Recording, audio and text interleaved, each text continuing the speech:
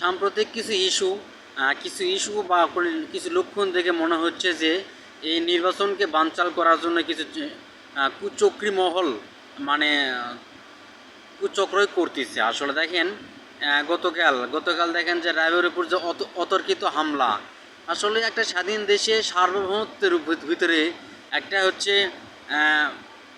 একটা মানে জাতি থাকবে যে তারা নাকি ওই এলাকায় তারা নিজস্ব জমি জমা সব কিছু তারা নিজস্বভাবে দেখভাল করে, ওই এলাকায় বাইরের কাউকে ঢুকতে দেওয়া হয় না। এমনকি আইন শৃঙ্খলা বাহিনীর যে র্যাবের সদস্যরা ঢুকছে সিভিল ড্রেসে, ওনাদেরকেও আক্রমণ করেছে এবং সেখান থেকে একজন মারাই গিয়েছে এবং দুইজন চট্টগ্রাম মেডিকেল হাসপাতালে ভর্তি হয়ে আছে।